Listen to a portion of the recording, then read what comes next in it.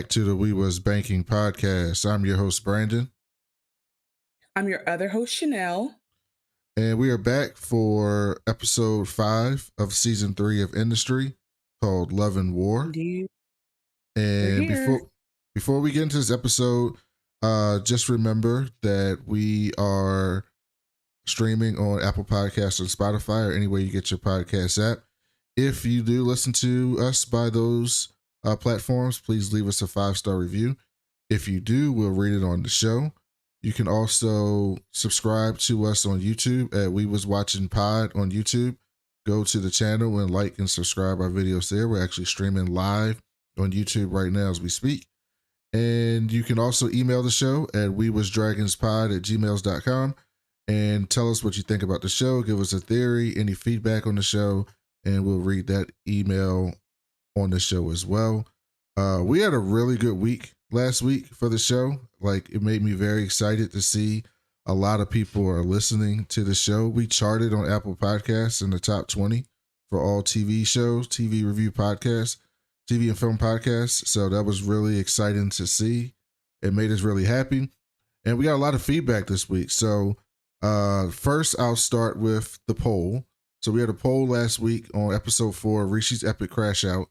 And I said, Rishi Ramdadi is either the best human on Industry, the worst human on Industry, or both.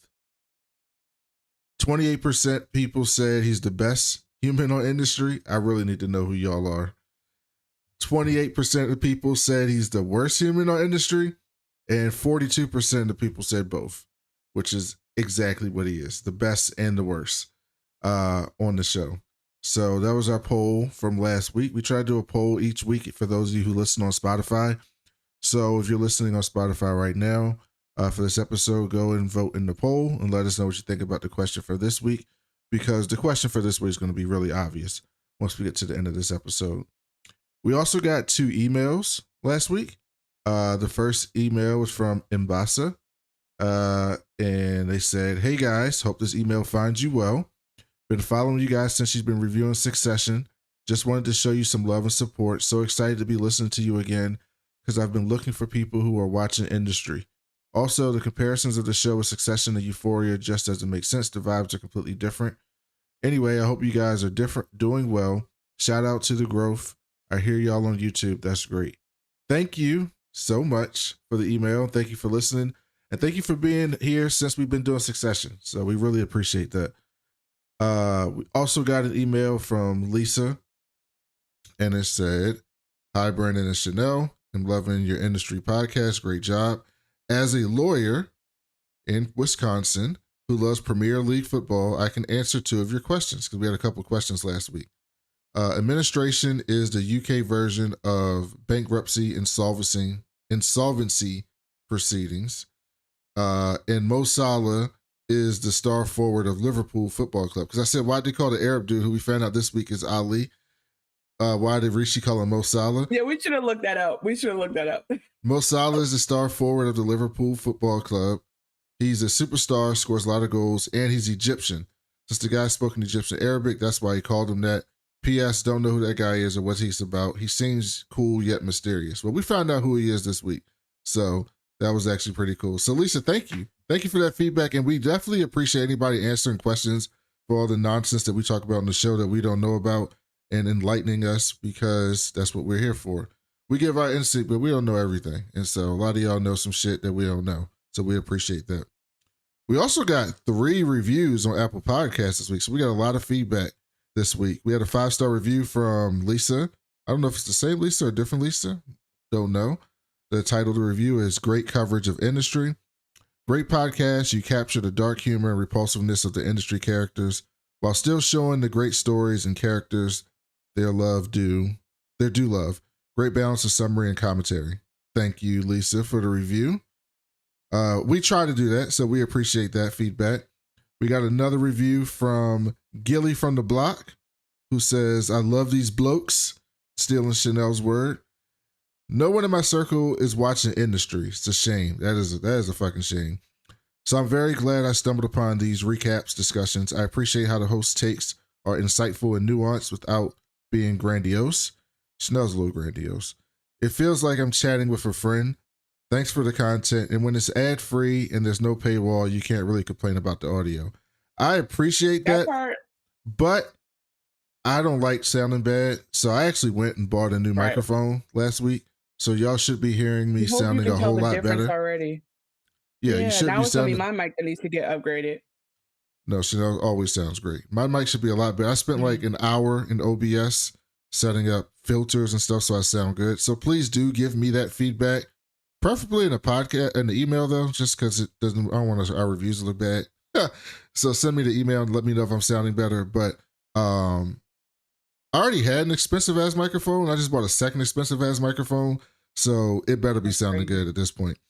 And then our last Yes. 5-star review. Oh, go ahead, Chanel. I just also wanted to say, like, he's right, right? Like, we are doing this show for free. And so I just wanted to point out we don't ask for this often. It's not why we're doing it. But if you go to our Anchor, like anchor.fm/ we was podcast, on there you can click support this podcast and you can give $0, I mean $1, $5, $10 monthly, once, never. But if you do that, that actually can help us to upgrade our equipment, maybe potentially get people to help us with the show. So like any support you do helps. And if you don't want to give money, which I totally get, you can also just continue to share it, because monetization happens with like just getting listeners. So if you guys can help us out by just like sharing the podcast, giving those 5 stars, like subscribing, all that stuff, that'd be great. But yeah, one more review to show why you should do all those things we just said. So we got one more review this week from Ebony, I think. I think it's Ebony. Mm-hmm. What I Looks was like it. looking for, excellent recap show. I think I'll actually go back to get their opinions on other shows. His mic is awful though. Yay. Hoping he can fix that sound, which I fixed. Word. I was shocked when he said it was 6. Beyond that, insightful opinions, I'm a fan. So thank you all for sticking through with my mic. What actually happened was I went on a trip and I took my mic with me to record, and it was like on a plane and stuff, and it got all bunched up and jumbled up. And so it worked sometimes, and then it doesn't work other times, and it was causing issues. And when I would hear it back, when I was doing audio, it would sound fine. But then when I would listen to the show on my phone after it's published, it wouldn't sound fine. So something was happening in between audio editing and getting published that was causing issues. But like I said, I think that's fixed. So anyway, thank you all for all the feedback. Please keep leaving us 5-star reviews. I think that's helped us move up the charts this week, the last few weeks, which has been great for us and for the show's success. And keep sending us emails at wewasdragonpod@gmail.com and letting us know what you think about the show. Chanel, what'd you think about episode 5? I think that some of these episodes have to hit me later because like we talked about, like, burning through plot, right? Like so much happens in this show that I think I've become like desensitized. But I mean, it's like what's amazing about this show is that last week we saw one of the most crazy like solo character, like not bottle, but like on his own episode. Like we reached out in Rishi's world in a very real way. We had a lot going on. You forgot about it this week. That's how wild this shit is. And it's like you're like, oh yeah, remember when Rishi almost died and like got jumped by some stripper's boyfriend and also like was 200,000 in debt last week? Well, anyway, now this week he's Ali G. Like like you know what I mean? Like it just moves on so fast. But actually, not at the risk of being annoying, can I tell you first about what I watched outside of industry this week? Well, yeah, of course. It's our show. I'm very fired up about this. Okay. So first of all, I was excited to watch The Perfect Couple on Netflix. It's like a mini series with Nicole Kidman and Lee Schreiber, or Schreiber, whatever this man's name is, from Ray Donovan. He's been on other stuff, but Ray Donovan was like his big show. So anyway, I always just wanted to watch that because I was like, okay, they're like the parents of this like fucked up rich family, and I have this question about Nicole Kidman where I can't decide if she's a great actress or not. Like I just can't figure out like if she's good or like. And I know people are like, oh, that's Nicole Kidman, of course, but like sometimes when she's just like sitting there like huffing and puffing, like she's basically doing the things that any exasperated white woman would do to like show she's exasperated. And I'm like, is she genius or is she just like barely acting? I can't figure it out. So would love to hear opinions The on that. answer is But both. The answer that's is what it both. is. 'Cause she just like she just like one there's literally a scene where she huffs and puffs and I'm like, is this in the script? Is it literally say character huffs, character puffs? And so this show is like what you would expect. Like they have a fucked up marriage in some ways, and like which I guess like perfect couple implies. And then there's other stuff going on. There's like a wedding, there's a death. I would say like it's almost like I'm watching an ABC show because it's not that crazy. And it's kind of like, I don't know, I think it's probably based on a novel. But anyway, I was excited for it. The thing I want to say about Perfect Couple, though, Brandon, is they did something I've never seen before in my life. Instead of like an intro where they do like a montage or photos, or even like how Game of Thrones goes through a whole tapestry and runs blood down a river or whatever, they do a dance scene. There's a dance scene with all the You have characters seen in the that beach before. dancing to a song. On what? Peacemaker. Didn't you watch Peacemaker? Didn't we talk about that? Okay, okay, yeah, yes, yes, yes. Okay, Peacemaker and Perfect Couple. I think Yeah, like Peacemaker, it kind of almost makes sense because he's such like a silly character. Also, I hope that comes back for season two. it is. They just But this I is like a saw very today that it's coming back yeah in the second half of 2025. word. I hope I'm alive. And then on, but what I'm trying to say is this is a serious show about a murder, and they do like a dance montage on the beach for just because. And so I just something about that it gets me going every time. I unironically enjoy it. On the other end, I went to the movies to watch Blink Twice, which is directed by Zoe Kravitz. Have you seen this, Of course not. Brandon? Of course I didn't I see have that. This movie fucked me up. I was in the theater. There was a point where my heart was beating. My heart was racing. Like it is a thriller that it's like I'm sure people would be like, "Oh, it's not that great," or like there I've seen other movies like this, but like it felt so what I liked about it was that it was when you look back at it, like the movie made sense. Like literally, it just made sense. Like even the things that seem random, they fit in later, almost like too perfectly sometimes. But there were like very little plot holes, or if there are plot holes, you're like you don't care because like they answered all these other questions very well. Um, and I won't give anything away because I really genuinely think people should go see it. But what I do want to say is like there's a trigger warning in the beginning. There's three things I want to talk about. One is directed by Zoe Kravitz, so it's directed by a woman of color, Zoe Kravitz. We all know and love her. Two is that in the beginning there's a trigger warning for a movie in theaters. There's like a screen that says like this movie's about abuse of power. If you need support, do whatever. And I was like, so many shows and movies do like you might see like TV 14 or like TVMA, and like now like in the last few years, right, you'll get like photosensitivity or like there's a rape scene or whatever. This was just I think so respectful of like, hey, you're about to watch a movie and we're about to like give you a whole experience, but like FYI, this could fuck you up. And then in the scene when they do address the issue of sexual assault in whatever way they do, won't give any hints, they do it in such a way where it's like you don't need to see everything to know what you're doing and to know what's happening.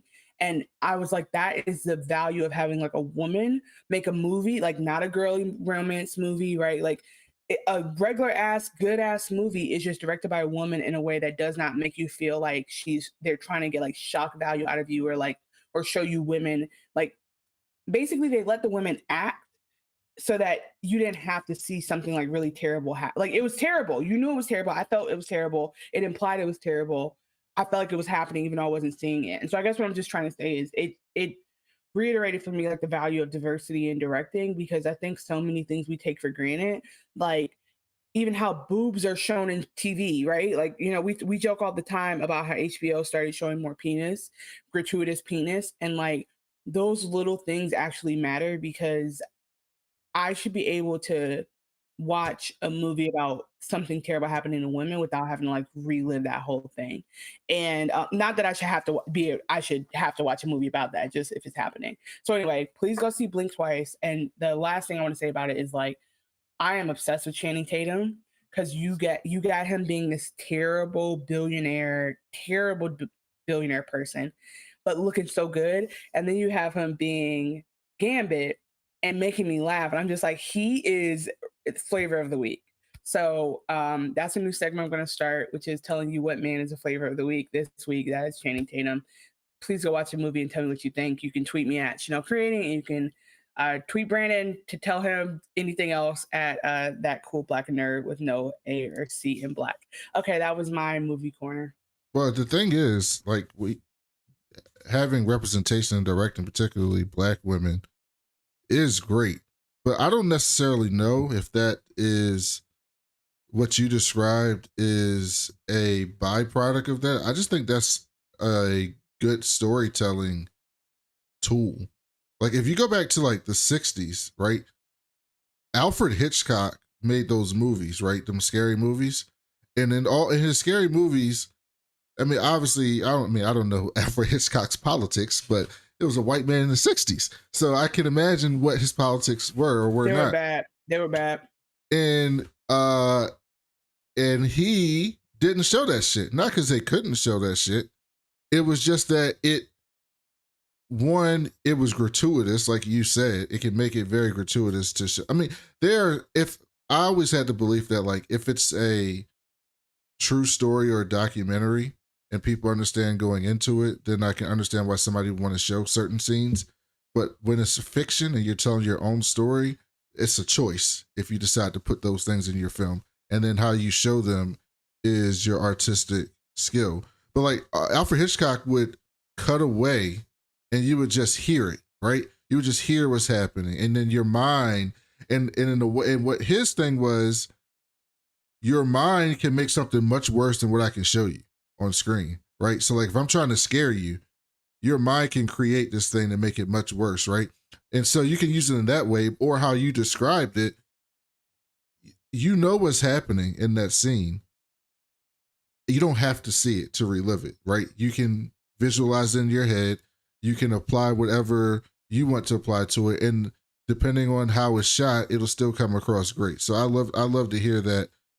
And I do agree with you. I was just saying that it's not just limited to that. Like anyone can make that choice if they choose to. People just enjoy being gratuitous. They just enjoy that for some reason. Exactly. And I think that's the reminder of like why like all these spaces need to be diversified, because things are done in such a way that they don't have to be so many times, and we don't question it because like there's no access. But it's actually very ironic that you bring up Hitchcock, because I literally took a class on that in college, like my little bitty like film intervention. And there is an infamous can we get censored? I guess we're YouTube. We're on YouTube. Oh my God, I forget we're on YouTube. Yes, so we gotta be careful. Anyway, there's an infamous grape scene in Marnie where like she lays back on the bed and then it cuts away and it's like you don't hear anything. It's just like they go to the next scene. But because she's like catatonic and doesn't respond, like that is to be interpreted as her being assaulted because she's like not consenting. But the one thing I do disagree with is I don't think like this was still like men and women sleeping in separate beds on TV kind of time. So I feel like I do feel like he couldn't do it. Like I feel like it wouldn't have been acceptable, but I also do agree with you that like suspense and horror is built up in a certain way, and like there's like jump out at you movies, and there's like building suspense with like really good characters and like terror and like music and like all that. So I think in general, like I'm just saying she's a great director. I think I agree. Directorial, yeah. I know you said that part. This is where we're back on the same page. Like because I think this the is thing directorial debut. I know because we got to get into the show, but like. I'm not a horror person, but like I know people who are horror people, and nobody that I know that's into horror movies tells me that Saw is the scariest movie they've ever seen, right? Because Saw is like overly gratuitous, and it's like to a point that is almost cartoonish to some people. Like if you're just like freaked out by gore, then yeah, Saw would get you. But like the people when you talk to horror, like people who love horror movies, the movies that they tell you that they love are not like these super gratuitous films. They're just like films that fuck with you. That just like make your mind go to places that you don't want it to go, right? And that is a skill. And you don't just have to do that in horror movies. You can apply that to all movies. And I think women have a sense of that when it comes to women pain being shown on film. Just like black directors, like I hear a lot of black people say, I don't want to see another slave movie. And I'm like, yeah, I don't have problems with slave movies. I have problems with how slave movies are made. right? Like that is a By the part way, of our history.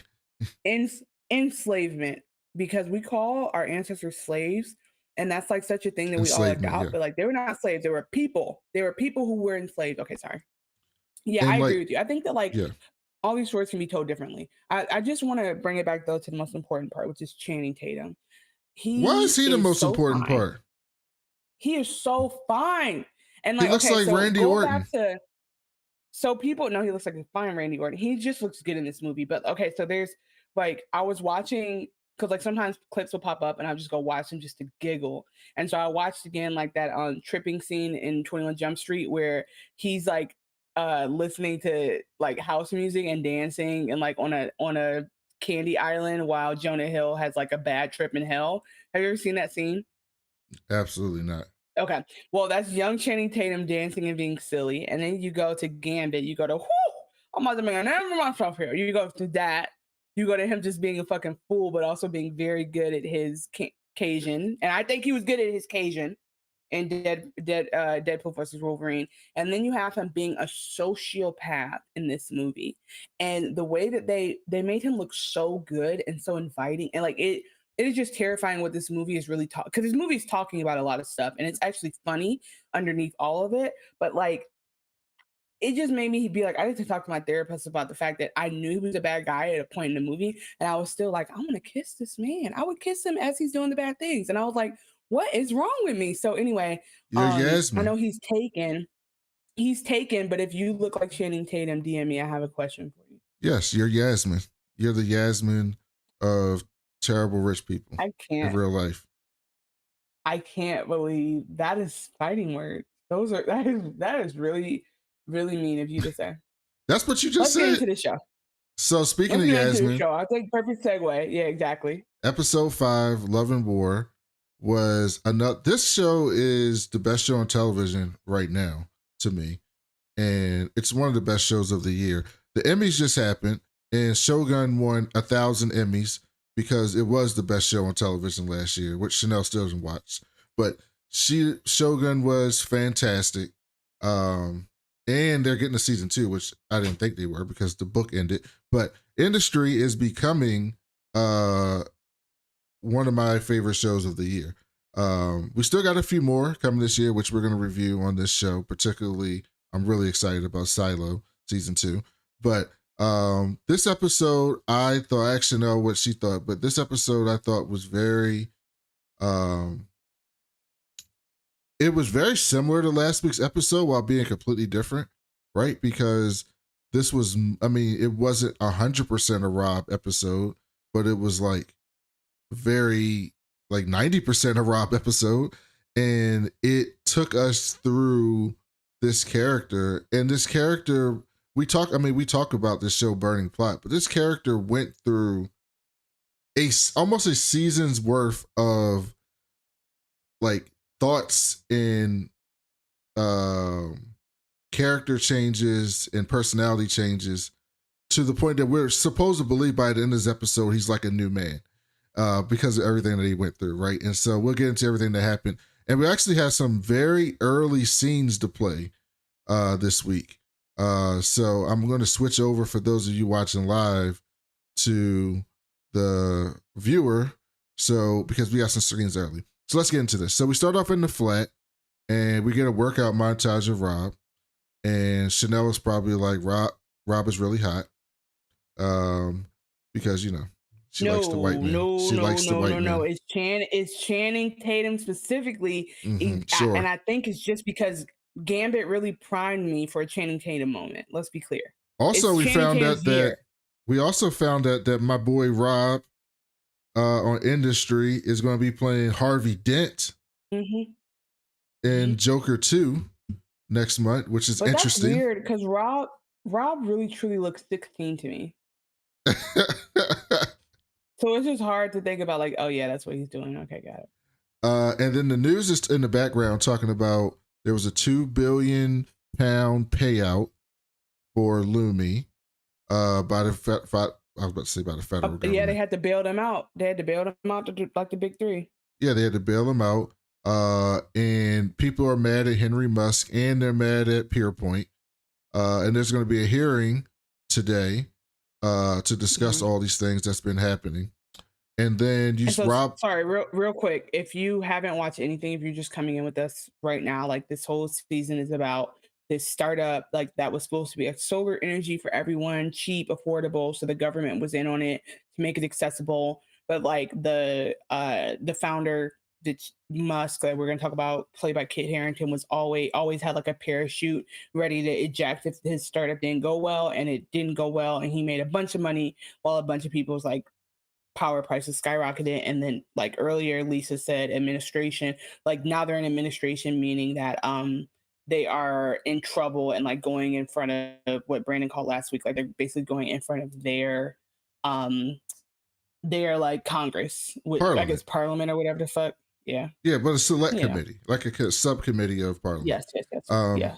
And so I don't know, for those people who don't speak British, just like Rob looks up and he sees a crack. Like he sees like some dripping coming from the ceiling, like he's got a leak. I'm like, you should do something about that, buddy. And then they cut to Yaz and Henry in the shower. And those of you watching can see the picture. But before I play the scene, they're in the shower, and the shower head is shorter than Kit Harington. And you know Kit Harington's like 5'6", right? He's a tiny man. It's so British. It's so how British. short is this fucking like? How are you supposed to take a shower in there? I'm almost 6'2". I'm 6'2". What the fuck would I do in that?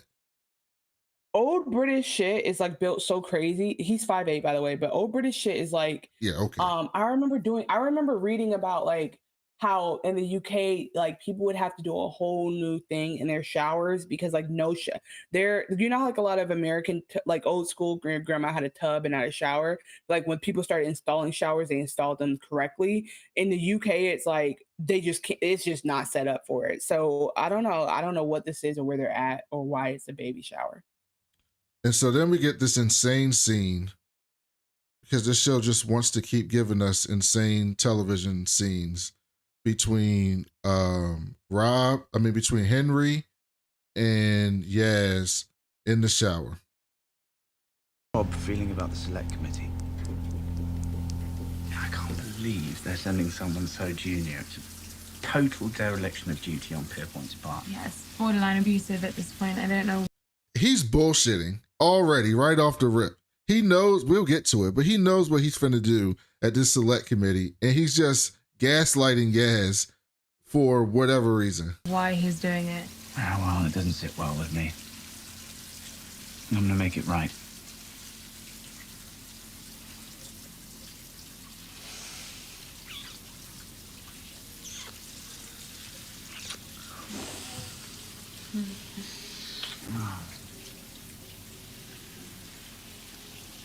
Can you do something for me?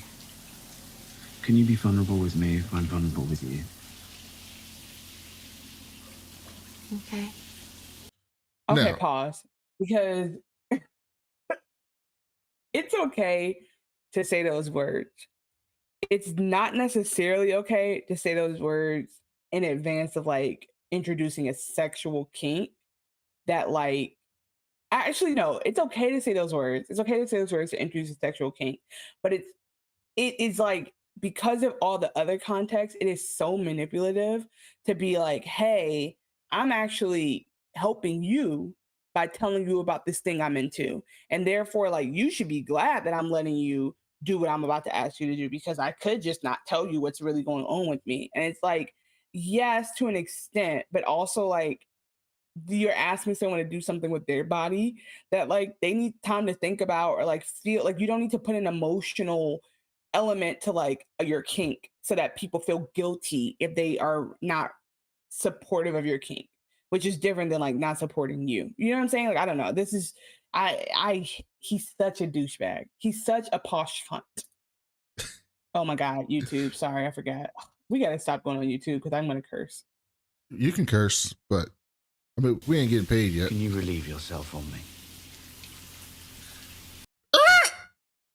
Rewind. Okay. Can you relieve yourself Okay. on me? Rewind. What is this show? I'm not even kink shaming. I'm just saying, what What show does this? Like, what show on television would go Again. here? Tell me a show on television that would go here. No, there's a lot in this episode. There's a lot of first of all, there's a lot of golden showers and pee play in this episode. Let's be clear.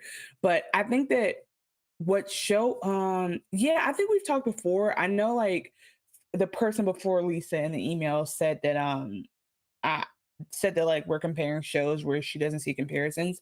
But I think it's just like we're more talking about like the attitude over at HBO Max of like what the fuck they would even put on TV. You know what I'm saying? Like is act like as Brandon is alluding to, is like we get a lot of pee play in this episode.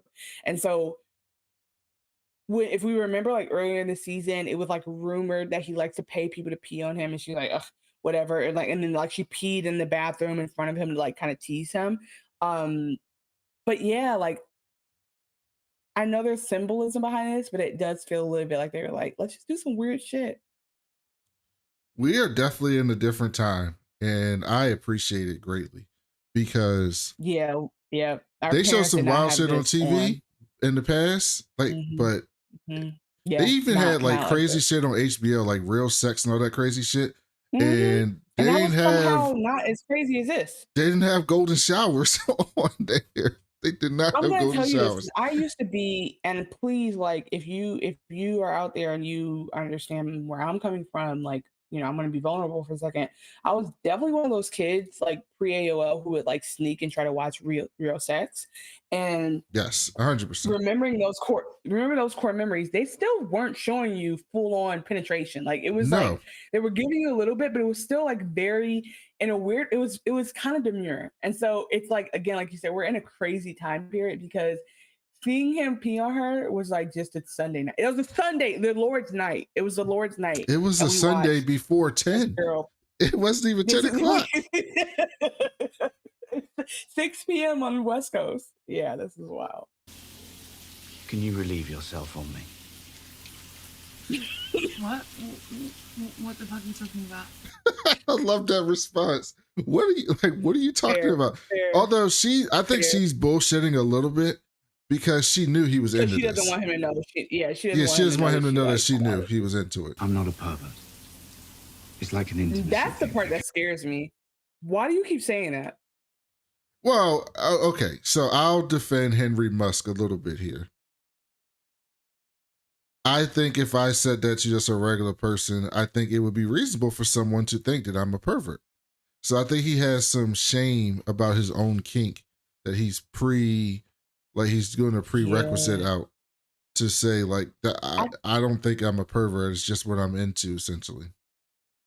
Yeah, I guess I'm just like I forget this is British too because like men have way wilder kinks than that. But okay, like you don't have like pervert is like you do things that are not consensual. Like I like who gives a fuck about getting peed on? But carry on. I feel like if you just went to the street and asked people that, I think a lot of regular people would be like, "Yeah, that's weird," even though it's like everyone has their own weird Yeah, I thing. think weird. I'm just saying pervert has a connotation for Chanel Oh, of like you do like non-consensual things, and pejorative. that's the only Yeah, yeah. yeah, It's like pervert is like you don't want to be a pervert, not like yeah, weird. Like if he said weird, if he said like I'm not like mentally ill or something, and I get what he's going for. I'm just saying like it's funny to loop in any kink with yeah, like terrible things. yeah. Carry on. Absolutely, absolutely. Yeah, I feel like we've reached the stage where I can ask you to do this for me and not be ashamed. That's the part I didn't like. Okay. I mean, I'm not sure that I can relax, but Just piss and think of England. Just piss and think of England. What? Why? What? That's the part that bothers me. It's the stupid shit that be making them say. It's not even the pig. It's like, why is England a part of the kink? And they're in the shower, by the way, and they make a Smart. point to Okay. video to pan down and basically show piss running down his leg, like to Mhm. to And make then they it show him distinct between the shower water. He smiles like grandma just baked muffins. Like he smiles like he's about to get crumpets and tea, or like the queen's about to night, and he's just so happy. But do you know what I noticed more than anything in this scene? What? he just walked out the shower after getting peed on. He didn't rinse, he didn't scrub, he didn't loofah. I was disgusted. That's the part that got me. He didn't clean up. I didn't He just remember got them peed showing on him and getting walked out the off. shower. I think right after, in my mind, right after that, he said, "Okay, well, I'm just gonna leave as is." I feel like Maybe you're I being made that up in my racist. I head. feel like you're being racist. I just feel like you. I feel like you've been on Twitter too much, and he'd Yeah, seen he too let many the white water run down people his legs. talking about they He don't wash definitely their let the feet or use soap. You really want me to do this? I'm not a pervert. I'm practical. He said, "I'm practical."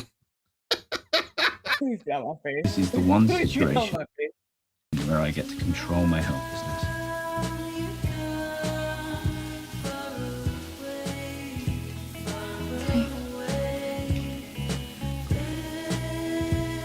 Let me relax. That's a lot of pressure too, by the way. It is. I couldn't do it. So he said, "This is the one time where I can control my helplessness." I didn't understand that. You came to the wrong place because I Okay, I was coming to you. I was thinking you was going to tell and me I what's was going thinking on. like I was thinking some things you just, I mean, like if I had to give a guess at what I was thinking in the moment, it's like I think it could be like the age old like, hey, I'm a rich guy who like everybody thinks has everything going for him, but I'm actually like stuck in this place of like everyone expects things from me and I'm trapped by my money and so therefore like I'm helpless but now I can like choose to be helpless. I mean it's I guess similar to when like men want to be like really successful men want to be dominated Oh, or like okay, yeah, talked yep. to in that way. I guess that's what I'm assuming. After she's done, he does say, "Thank you for trusting me." And they zoom in on Yaz's face, and she's kind of just like doing that smile that she always does.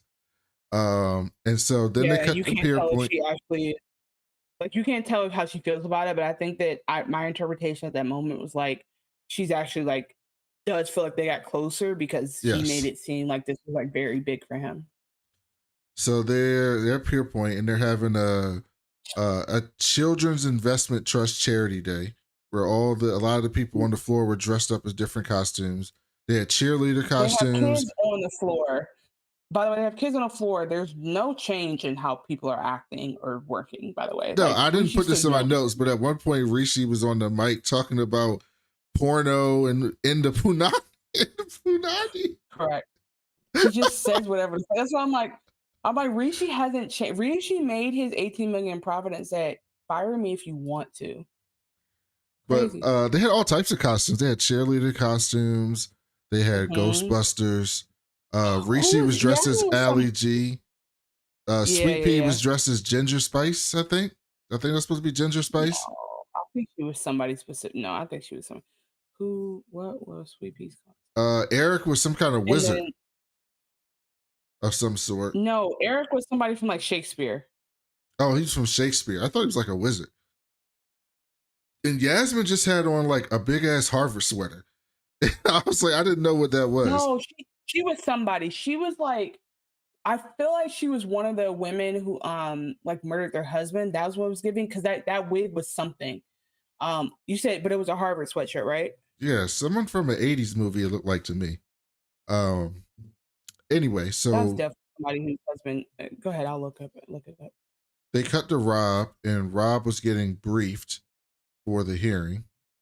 And they want Rob to wear glasses and this blue tie.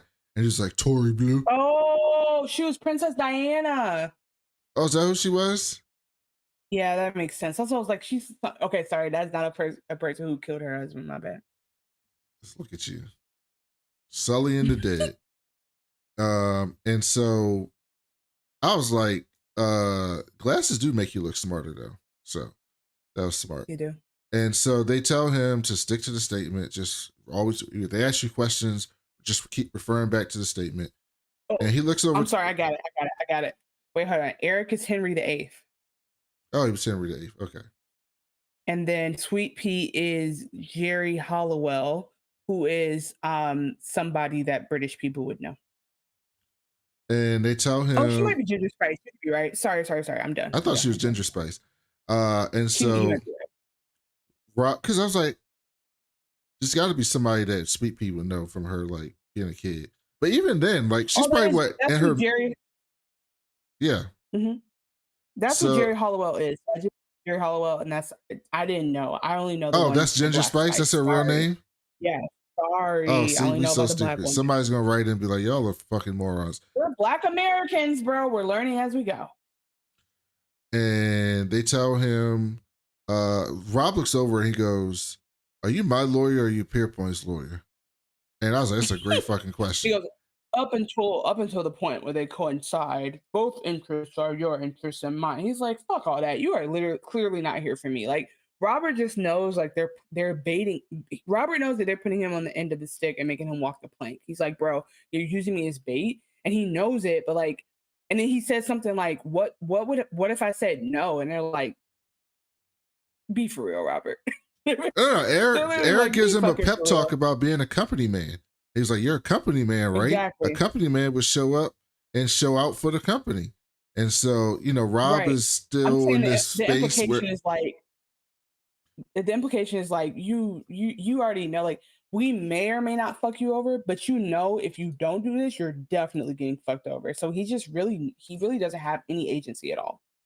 they say if anything comes up about Henry's integrity or Lumi's risk, be silent. Don't implicate them directly, but implicate them with your silence. And Eric jumps in with the obvious, with implicate against Lumi and for Pierpoint. And Rob and the PR woman's like, yeah, of course, Eric, we get that. You don't have to say that.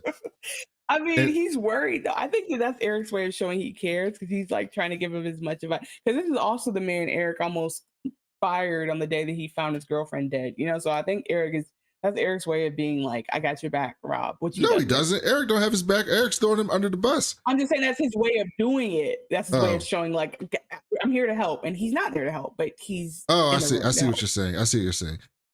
And so they tell him Henry's going to take any opportunity to throw him and Pierpoint under the bus. So be aware of that. And they talk about that they were leaving, and Eric's talking to the PR person, and he notes that there's like, I forget her name, but they say the name of the politician. I didn't write it down, but she's basically like an up and coming politician that's gotten a lot of buzz, and they think that she's going to use this committee as like a star making moment, right?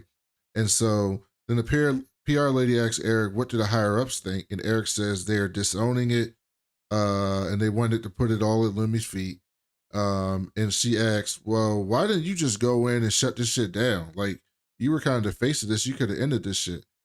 And he says, "I'm the face of Lumi's failure, and I kind of want a new one. I want a new face." And so she says, "So Rob's expendable?" And Eric says, "He's a young man. He's got a whole career ahead of him. Basically, like, we're going to throw his ass out to the wolves, but he'll bounce back."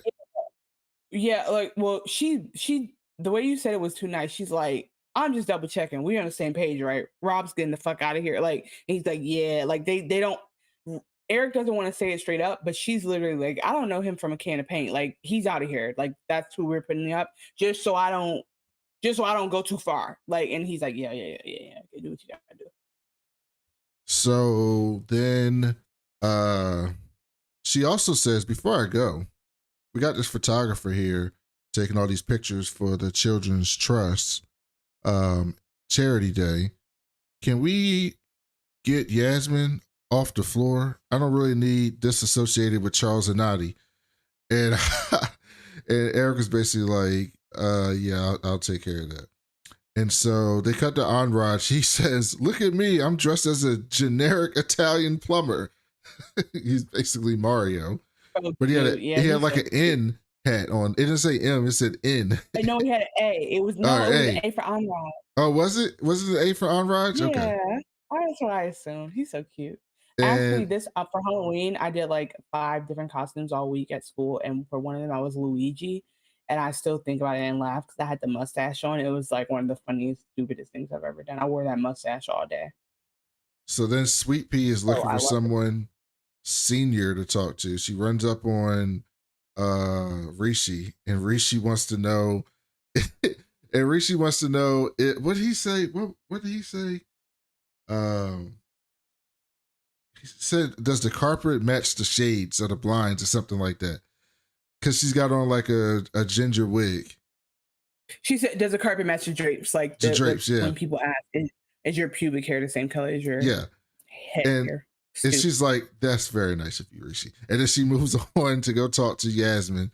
And Yasmin's acting all busy. She's like, "I'm on a call, Sweet Pea." And Yasmin's like, and Sweet Pea's like, "Dog, I'm trying to tell you this so you don't look stupid as my manager." And then she goes by the way, Sweet Pea has been saying, "Can anyone look at my work?" She's been talking about this risk. If you like listen back, she's been saying, "I'm working on this risk assessment. I've been working on this dashboard." She told Rishi when they were in the coffee shop and he was like going on about the budget, and she was like, "Can you look at my thing?" He goes, "I'm just gonna give you tens. Don't worry about it." Like no one's taking her seriously, but she's been working on something for a while. And back to you. Yeah, and so then he goes to Eric, and Eric's acting really busy, and Sweet Pea's like, "All right, fuck it. This is really important, so I'm gonna go sit in that meeting room over there until you come talk to me." And Eric, we've seen this throughout the show, he really respects people who like take authority, like to like that's like assertive. Like if you're assertive around Eric, that's how you can get on his good side, or at least get him to listen to you. At least get him to pay you attention or give you some attention if you come off as assertive. So at that point, Eric was like, "All right, I'll be there. All right, then I'll be there." But before he goes there, he goes to Yasmin, and he says, "Hey, why don't you take a personal day?" And she's like, "What?" And he's like, "For your privacy and shit, they're taking pictures and all that shit." And Yasmin's like, "Bitch, like, I don't want paparazzi hiding in my trash cans, taking pictures while I'm in the shower through the window. But this is my job. Like, I'm here to do my job, and I don't want this shit to interfere with my job. I'm trying to move up in this fucking company. Don't fucking patronize me. I'm not your daughter." And Eric says, "Look, it's just to offer you protection." And she says, "Look, I got shit to do. I just got off the phone with Harper. I'm trying to set up a meeting with this other PM. They gave us a pretty shitty quarterly review." And Eric's like, "Of course they did. This probably she was like, he basically was like, Harper's probably getting off on this every night, just being able to be our boss." And she says, "Look, this is what I'm going to do." And that's it. And then they both kind of laugh and say, "Okay." And then Eric says, "Just so we're clear, I certainly don't see you as my daughter." And I laughed so hard because I have no idea what he meant by that. I have no idea what he meant by. Is he trying to say like he wants to get with her, or is he just saying I see you as a coworker? Like I had no idea what he meant by that. I think there's a third way that I choose to think of it is like him being like, "There's no way me and you would ever cross paths outside of a place like this." Like I feel like that's what he's saying. Like I do not feel. He's like, not like don't get too familiar, but he's like, "Why would a daughter?" No. He's just like, "You're not one of my kids." So it was like a backhanded, also at the same time, like we're equals thing, but interpret how you will. Well, it made me think about something that Adler says to him later in the episode, which we'll get to. So then we cut to Eric and Sweet Pea, and we get this meeting that basically like explains the gist of what's going on at Pierpoint, which I think is going to be the core point. Well, who knows with this show? They might wrap this whole thing up in one episode, but I'm assuming it's going to be the core point of the last part of the season. And I'll play this meeting now. I know this select committee is it's a big deal, so I'm a little freaked out, and no one here is listening to me. So I don't know. I could be adding 2 and 2 and be getting 5, but I also could be adding 2 and 2 and be getting 4, and 4 would be like really bad. This show is so absurdly great. They're doing this with this silly start to this really important thing, but they're also like sitting in this really fancy meeting room in the most ridiculous costumes while they're discussing this super important thing, which I just love the contrast that this show gives with that. So like 5 minutes, 10 minutes? Okay. Okay. Let's start with 5. Okay, cool. So obviously there's a trend of IPOs being pulled and ESG is experiencing a downturn. Thank you for highlighting that for me. So I was speaking to my friend Amir in fixed income, and he said that Pierpoint issued like a fuck ton of senior secured debt around 5 years ago, and it's about to reach maturity, and there's literally no bid for it anywhere. So this capital raising strategy, coincidentally, but also perhaps dangerously, lines up with the timing of our own ESG pivot. So what are you saying? Look, I could probably get in a lot of trouble for this, you know, with like the Chinese walls and everything. But my friend Magdalena in banking. What is that? Do you know what Chinese walls is referring to? They say it a few times this episode. You do know. Yes. So in the bank, there's part of like the regulation is that it's insider trading or something else illegal, basically, if all the parts of the bank are telling each other things, right? So like, for example, how Frank in research earlier this summer, played by Joaquin Booster, was like, he couldn't say anything. They weren't supposed to know, like there was a wall up. So it's like, it's a way to keep the bank from like doing illegal things. But what Sweet Pea is saying is like, okay, fuck all that, because we all go get drinks together. And so she's laying out that they're not supposed to talk. Like, she's not supposed to know any of this. Okay. And that's what they mean by Chinese wall. Said that every IPO roadshow that they've done over the past 3 months has gone badly. No company coming to market will want Pierpoint to be its book runner. And pretty much all of the IPOs that Pierpoint have underwritten are in limbo between postponement and pulling completely. And the equity within these prospective companies is close to zero by now. No one wants them. The valuations have completely collapsed. Go on. So this is the kicker. My friend Kaval in asset management said that Pierpoint took equity stakes to facilitate these deals. Is it possible that these prop bets are all going to zero?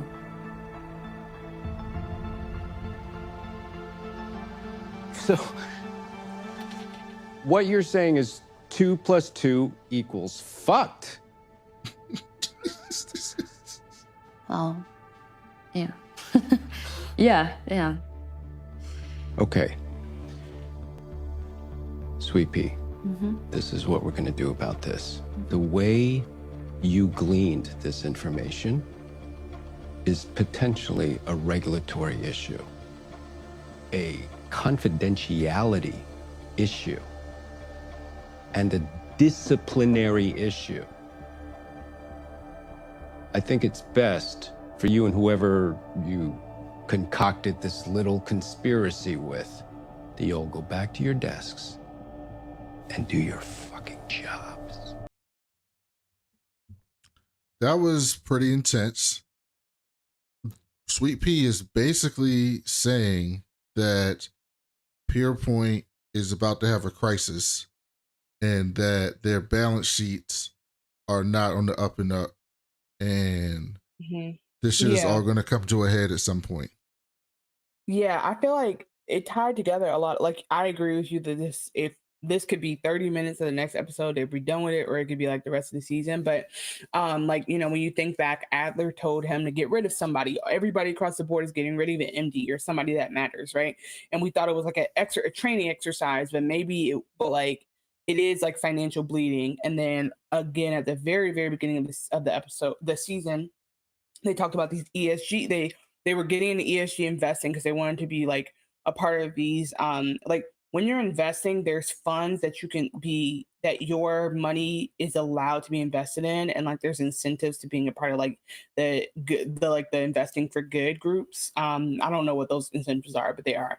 And so they were like, yeah, we're going to be a part of that now. We're going to do a bunch of like good energy, like good for people startups. We're not just doing like pure, like, you know, we're not working for Exxon Mobil anymore. I don't know what they did wrong, but they probably did something. And so as what Sweet Pea was just saying, and as Brandon was just summarizing, is like basically they have all this money out, like because they wanted to do this, invest in this, they actually put money up in almost all of these companies to be like, okay, so we're gonna say we believe in ESG so much, we put our own capital into it. And then the last thing is that, like you said, there's these bonds that they issued they people gave them loans that they need to pay back at the exact same time as well. So like they not only don't have the money because the money is out in businesses and like making bets on businesses that they could lose all their money in, and they're gonna owe money.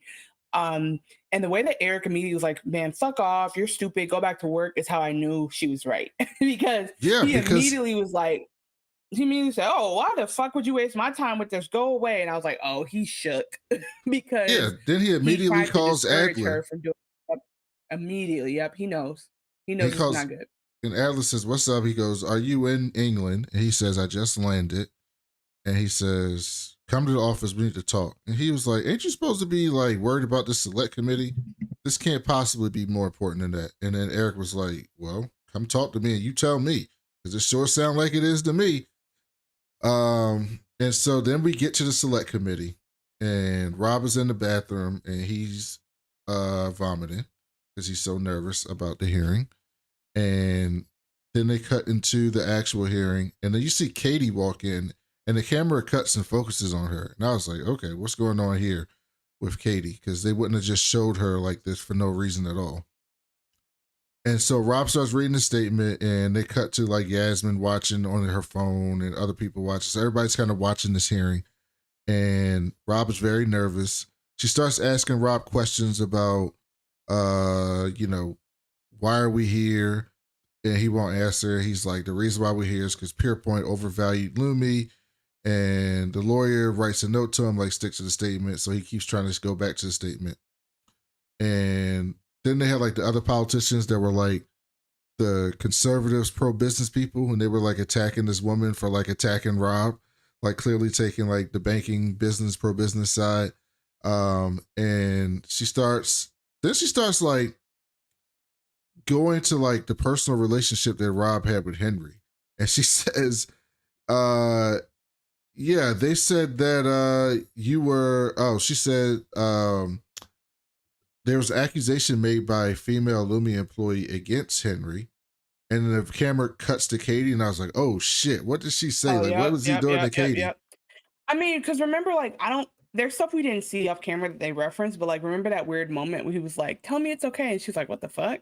And Yeah. I was like, I assumed that they actually had a great relationship, and that's why he did that. But like, it's very on brand for him to think that they're like, he adores her or she adores him. And actually, she's like, who the fuck is this man? And then I also did think that like, I knew there would be something about her getting sent to the back of the plane, like the help when Pierpoint was sent to the back of the plane so that Yasmin could be up there. But this is like a super cynical thing for me to say. Like, I really do believe women and all that. But part of me was like, is Katie going to be jealous that he put her to the back? Like, not just professionally, but like that this woman he's interested in now gets to trump her and she's supposed to be his right hand. And so again, I don't think that like it's a romantic jealousy, but I was just wondering if like she's going to feel some type of way. They did kind of allude to that in her testimony. Well, when she was describing Katie's testimony. Later, yep. And they said I was wondering that on the plane, on the PJ. Oh, when we were watching it. They said Muck ran a predatory environment and that she was a victim. And then Rob's like super annoyed. I love British people. He says, can I go to the toilet? And I was like, is that what they say there, to the toilet? Because like, I would much rather say that than to the restroom, or can I be excused to go to the bathroom? Like, toilet is so much more accurate and to the point. I do think it's accurate to the point, but I think there's like a fourth word we need to make up. Like, I think restroom is crazy because it's not a restaurant. A restroom doesn't make sense. Bathroom, I guess. Doesn't make sense in public. But no, I agree. But then toilets is like, if I say that at dinner, like, okay, I'm about to go to the toilet, I'll be back. It just seems like, okay, don't come back to the dinner table. Yeah, but that's why I think this is great. Going after this, yeah, because in British, they're probably like, oh yeah, go to the toilet. I mean, I think that or like, it's kind of funny how they say like, we say go to the hospital, they say hospital, and that just seems different to me. Like, she's at hospital. It's like, oh my God, she's not dying. Like, it just sounds so much more direct to me. But I think that maybe like a fourth thing would be like I have to does relieve myself sound like I'm a dog, but like, yes, I have to go. Much. I have to go. That's what I'm gonna say. I'm just gonna be like, excuse me, I have to go evacuate. I have to go Just so you know where evacuate I'm my really going. excess liquid. It's gonna take me 5 to 15. If it's 15, I had to evacuate more than liquid and I'll be back. And so I mean, yeah, I would love for us to be that direct because I think it would lead to a lot less body shame. But toilets on a congressional record is crazy. Like there's somebody transcribing, "Can I go to the toilet?" or whatever, Yeah, that's why it however was he said great. it. Yeah, you're right. Fair enough. So Rob, once he goes to the toilet, he's freaking out at the PR person, and she says, they're trying to get you to hurt Henry. They're trying to get you to say like he's a terrible person so that the focus can be on them." And she's like, "Do it. Like fucking do it." And then you see Henry Yeah. pull up and the paparazzi's all asking Like- like, "Are you a predator?" Well, and he's like smiling at the cameras. Yeah, like okay, so we know Robert is like actually probably the best human on this show. I think we all agree. Absolutely. 100%. And so he's like, I'm not coming in here to throw it on Henry because I think part of him is like, I don't want to do that. Like, I don't think he's like the worst guy in the world. But then also another part of him is like, I think that's what they want me to do. And I'm suspicious of where that leads me. Like that could backfire. And I think that's a smart instinct to have. And so I actually think it's smart. Like, Robert does look dumb as fuck. There's a line he says that people were saying it's the new, like, and so if so it is, then it is from Succession. Like they were like, this is his Greg moment testifying. But basically, look, and I need to send you that. But yeah, long story short, I think that he's just like not sure what to do because I do think that it goes back to like, can I just say no? It's like, okay, there's a couple things that you can do that for sure will fuck you over. And one of those is like not testifying for Pierpoint because they're going to blackball you. And then another one of those is like going in too hot. And so Robert's just like, I don't know what to do, but he's also freaking out because he knows this is then like the noose is being fitted around his neck as like with everything they say. And Henry walks in and he goes to the bathroom to get away from all the cameras and stuff. And then Rob follows him in and Rob just starts yelling at him. And Henry's like looking through the stalls and be like, yo, like just make sure, like at least make sure nobody's in here before you start going off. And Rob's basically like, yo, what the fuck happened with Katie? Like, what did you do? And Henry's like, listen, this is all bullshit. Nothing actually happened. You don't have anything to worry about because nothing actually happened. And she said, he's like, this will all pass. Like, let it go. And so then they cut back to the hearing and the politician's going into the details about Katie's accusation. And apparently Henry gave her a bunch of money. He bought her clothes. And then she said that he flew her out to the climate convention but then froze her out once they got there, which is what you alluded to, was that like she got to go out there and then she was told to get put in the back of because she did make, you know what? On the plane, she says at the end of the episode when Yaz and Henry were basically fucking on the plane, she says to Eric and Rob, Henry loves his new toys or something like that, right? Like his new, like the new thing or something to that extent. And so then they asked if he knew that Henry was in a relationship with a Pierpoint employee, and they cut to Yasmin and she's like crying, like she's got tears coming out while she's watching it because she feels like she set Rob, like she's part of this, setting Rob up. Well, but also I think what I assume too is she's like, oh my God, like, because Yaz, when we saw her earlier, she was being standoffish. She couldn't trust anyone. Her dad had like did some weird shit to her. She hasn't been dating. And so she actually opened up to this guy. And now he's being accused of being a predator, just like somebody he worked with. So I think she's also like, fuck, like the guy I just peed on this morning is now being accused of sexually assaulting or like harassing his employees. So I think it was also for her like damn, this sucks.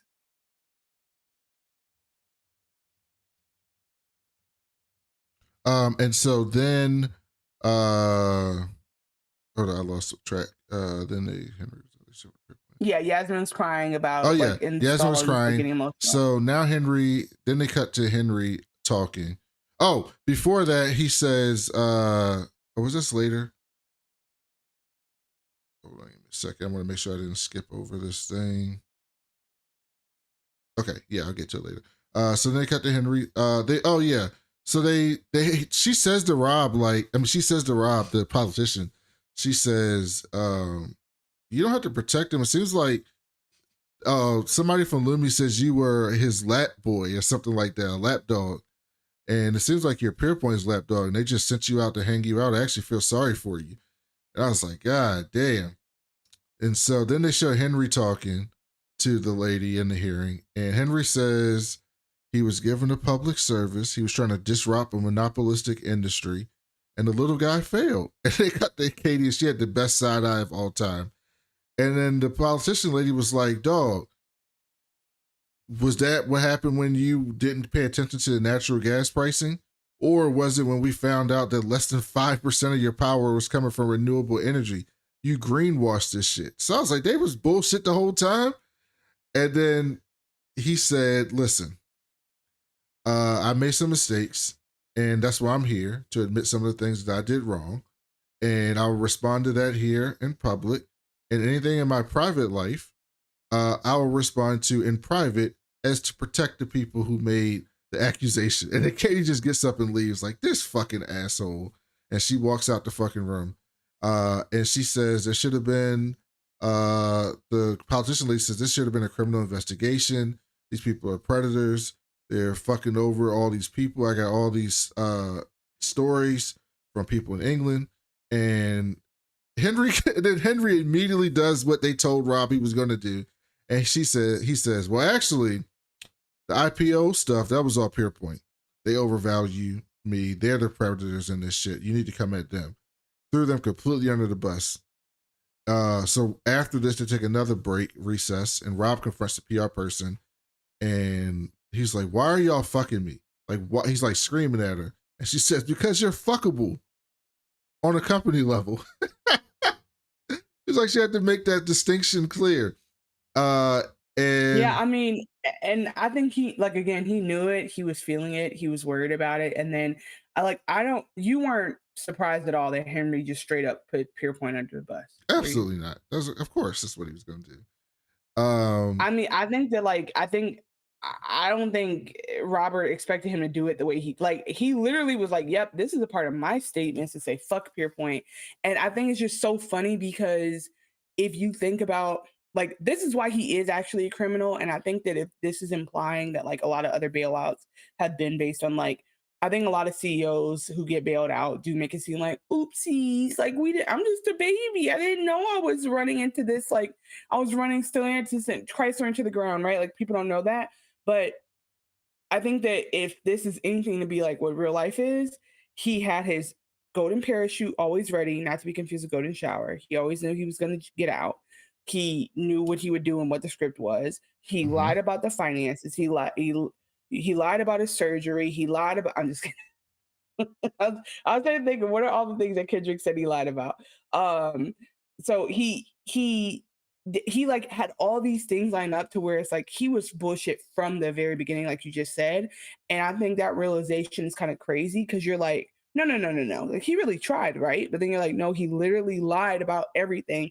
And the fact that these things can happen blows my mind. Yeah, and so Rob, and then she goes, well, it was Eric the whole time. Like, it was Eric's idea to put you out here. He's throwing you under the bus so that you can take the fall. It's basically what he tells him. He's like, Eric thinks you were expendable. Rob immediately goes outside and calls Yaz, and he's freaking out. Yaz is trying to get him to calm down. He's like, they're going to fire me. They're going to fucking fire me.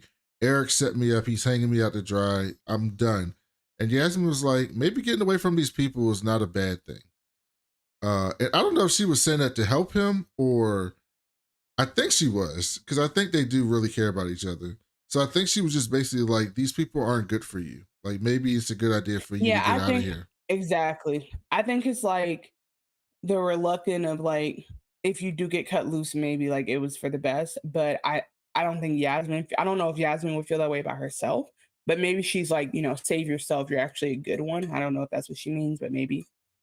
So then Gus's old boss shows up, and she's talking about how she don't believe in bailouts philosophically, and in all her dealings with Henry, she never questions his integrity. And the lady was like, "Hey, did you start at you used to work at Peerpoint? You think that got anything to do with your position on this?" And she was like, "You used to work at this energy like dog whistle place. You think that got anything to do with your perspective on this?" And she was like, "What that got to do with anything?" She was like, "Exactly." And then she was like, and then in the surprise, she goes, "Oh," the politician was like, "Oh, so let me guess. It's not Peerpoint's fault. It's not Lumi's fault. It's not the government's fault. I thought guess it's just a coinky ding, huh?" And she was like, "No, actually, I take full responsibility. It was my office. I'm in charge. I take full responsibility. My party has been running away from scandal, and I believe in accountability in politics, and I'm going to do whatever it takes to make this right. You can question me. We can open an investigation. Anything that needs to happen to make sure that something like this doesn't happen again." It's like a total like, "Look at me, Louis" speech. And the PR lady looks over at Rob, was like, "Woo, she just put it all on the government. We're safe." And Rob's like, "Fuck you mean we? Like that me. I'm lucky now. I got saved by this. Y'all was throwing me out the fucking bus anyway." And so then Rob gets in the car with Henry, and and Henry says, "If I knew Katie felt like this, I wouldn't have reached out. I would have reached out. Like I didn't know he was trying to basically say, I didn't know she felt the way she did." He was like, "Also, I didn't buy her clothes. I just let her use my net porter discount." I was like, "What is a net porter?" Net porter discount. And then she says, Rob asks, "Are you worried about the criminal investigation?" And Henry said, "Let me buy you some dinner. There's some friends I'd like you to meet." And somebody, when they pulled off, said, "Give me my money, bank, you fucking wanker." Which is fucking hilarious. So that was the committee scene. So then they cut back to Peerpoint, and Petra and Harper are there for the meeting that Yaz was setting up that we talked about earlier this morning. And Yaz, Petra says, "I hope this is worth it to you to see your old office." And Harper says, I think this is going to actually be useful. This is not just me seeing my old office." And I was like, "Yeah, okay. Okay, Harper." And then she goes in the bathroom, and Sweet Pea's in there crying, and Harper's in the stall taking a piss. And Yaz walks in and sees Sweet Pea crying and tries to like console her. She goes, "Let me tell you what I told Eric." And so they all go check the stalls, and Harper does some like Jason Bourne shit so that they don't see her feet under the stall. And then she comes and opens the doors. Yeah. And she's hiding behind the doors. Sorry, pause. I by the way, just this show is so amazing because we've barely seen Harper for the last 2 episodes, and the show it still feels the same. Like I love Mahalia, but like it's such a good show because I feel like I want her to continue to be like the Black female lead. So like, don't get me wrong, but I just love that. I usually when I watch shows, right, like there's a glaring lack of diversity and it bothers me because I'm like, oh my, and that's when I realized the show isn't that good. Because like if I take a step back and be like, wait a minute, there's no Black people in this, like I will be frustrated because like the show's clearly boring. Like I think there was a show recently that was good. I can't remember what it was, but it was there's a show called Bad Monkey on Apple TV. I was watching that too with Vince Vaughn, and it's so good that I don't even care. There's no like Black love interest. I'm like, that's fine. Like it's a good show. It's good. I'm not worried about it. Let's keep watching it. This show is like that for me, and I think that's like amazing because the reason I only watched the show in the beginning was for her, and I think now the show is like grown and we've become invested in the characters so much that like I have no problem with that. I hope we see more of her. But anyway, to go back to the point that you're at, you can tell this bitch is like she's been around the block because, like you said, she knew they would turn around and look like she heard it, and so she made sure that she turned her stall unlocked. She made sure that she had her feet up at the right time. She made sure she was behind the stall at the right time. Like this is somebody who's done coke in these bathrooms time and time again. So it's like this just really comes back to save her because she literally there's this meme of like her, like I gotta send it to you, but basically somebody doing like the deepest split ever, and it's like that's Harper when they're gossiping in the bathroom. But yeah. Harper High, we ride again. People who love Harper's dastardly deeds, like she just got the fuel she needs for the rest of the season. Yeah, because Sweet Pea basically tells Yaz everything that she told Eric earlier, and Harper hears it all. And you know she's gonna use that shit to get at Eric, right? You know she's gonna use that shit to get at Eric in a little bit. And then Yaz basically tells Sweet Pea, hey dog, this is all above our pay grade. Let them handle that shit. Essentially, that was her advice. And then Sweet Pea leaves and Yaz takes a piss and then Harper sneaks out so nobody hears her. So then they cut to Eric and Adler and they're meeting at Pierpoint. Eric says that the cabinet meeting is the cabinet member saved us, talking about Gus's old boss. And Eric says, we should toast for you being the new CEO. And Adler laughs and says, dog, you think they were picking me? Like, I'm flattered, but no, they're picking Tom something or not, some dude named Tom. And Eric's like, he's a kid and he's going to gut us, isn't he? And Adler says, of course he is. And Adler says he thinks Wilhelmina, who we met before, was a big part of the former CEO stepping down. And then Eric says out loud, the intern was right. Something like that. Or the young girl was right, talking about Sweet Pea. And Adler tells Eric he ends up telling him he has a rare brain cancer, and that's where he's been this whole time.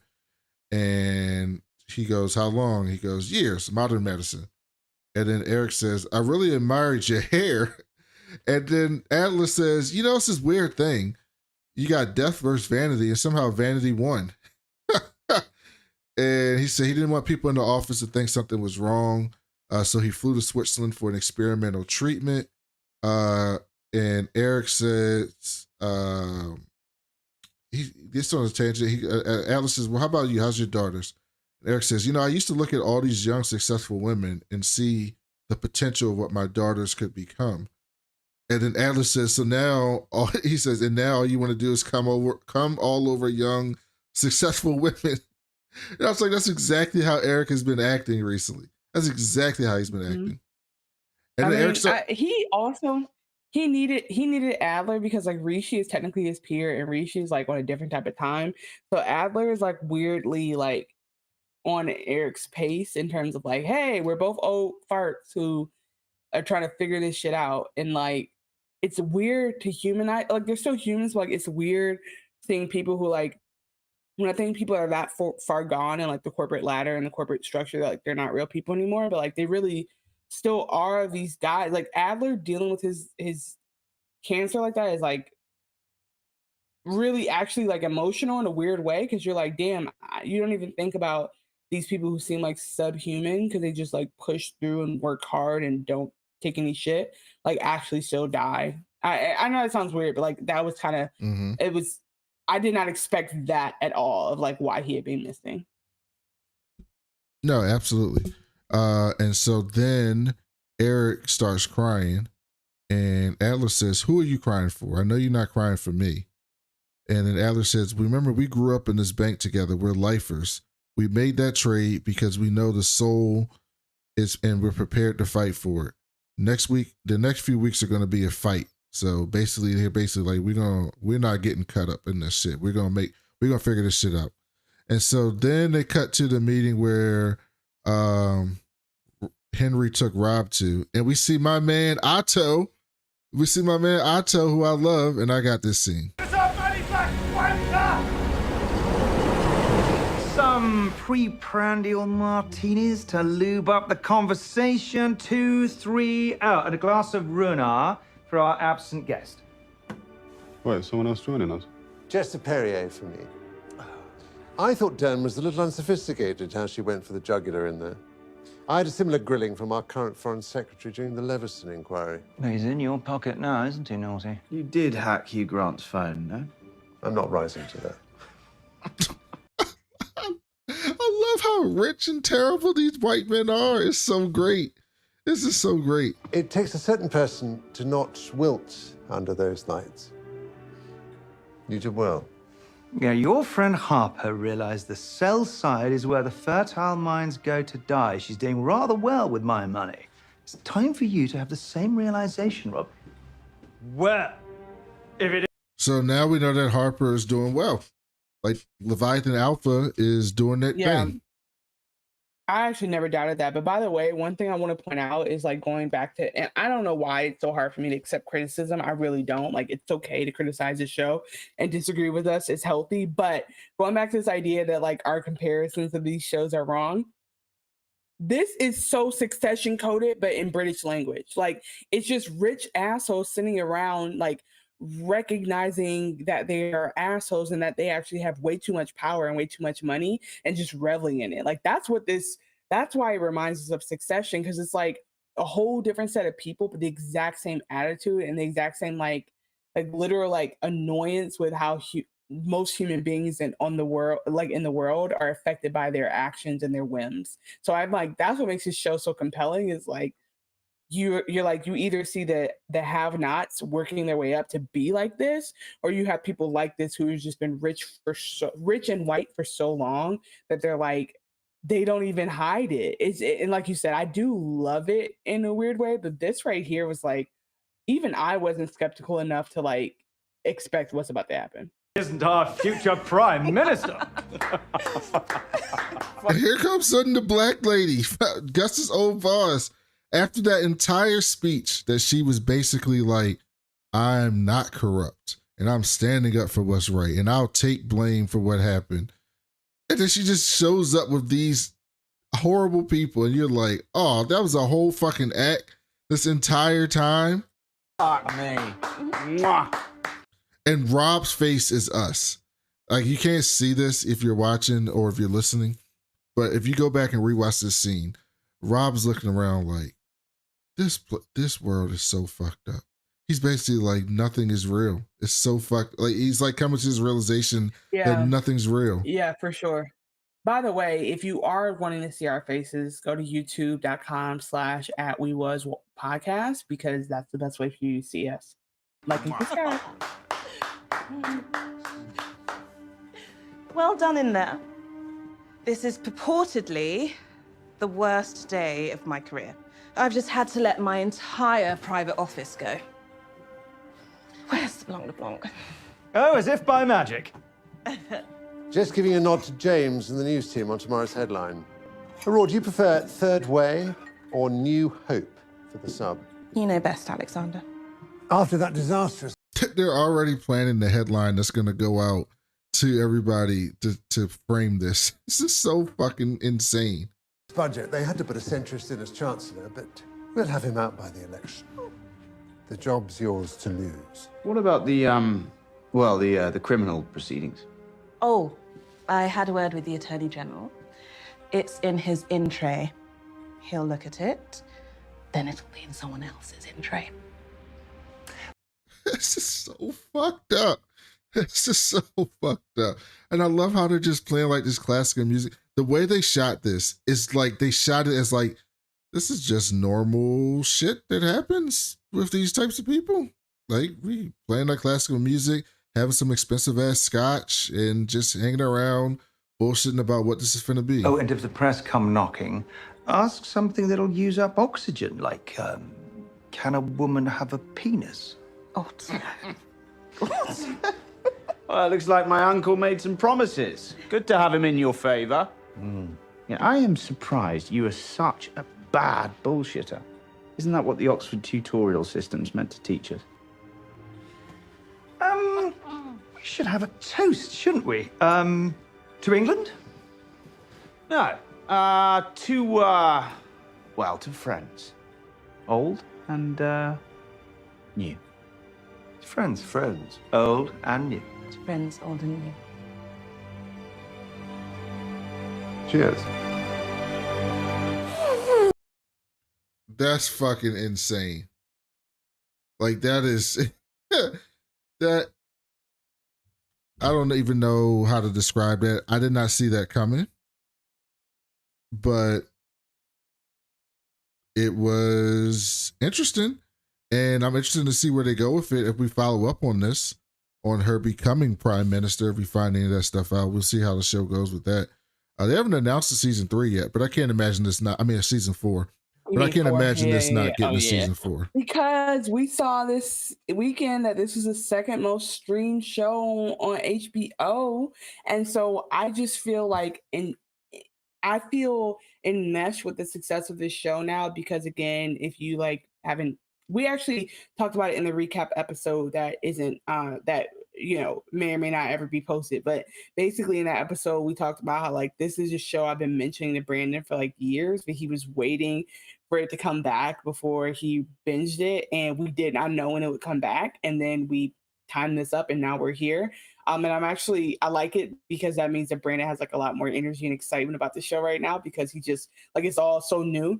And so I think we are like on to something with how good this show is, how random it is, like how compelling it is, and how like completely like literally on coke the show is. And one thing I wanted to say, I was thinking about this earlier, is I think of this show as like it's either they have some of the most experienced writers in the world on the show, or they have some of the most like, we don't give a fuck, let's tear this shit down and do whatever the fuck we want to do because we got the budget to do it type people. And either way, we're getting amazing TV. And I love when people push the envelope of like, yeah, you don't have to have one character do this in this episode and one character do that in that episode. Like, do whatever the fuck you want to do if you have the storyline to tell.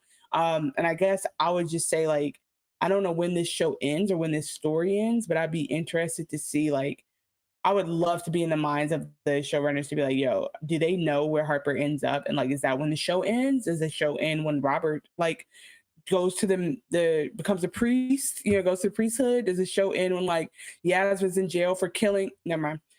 You know what I mean? Like, where does the show end? And so I love what this show is doing. We should reach out since I think we're like the number 2 podcast for industry out there. So maybe you'll listen to us. I actually tried. So if anybody knows anybody related to the show, let's talk about it. So then they cut back and Rob's doing a fucking line with Henry because coke is just all over this show. And Henry then asks Rob if he's ever gotten with Yaz. And another line that you just won't hear on any other television show on ever. Rob says no, but she did make me eat my own ejaculate off a mirror one time. She did. which happened. And Henry starts laughing because he thinks he's joking. Because Rob says it so straight face, like it was almost like he's like straight face joking, but he wasn't. And then Henry says, yeah. I invited her later.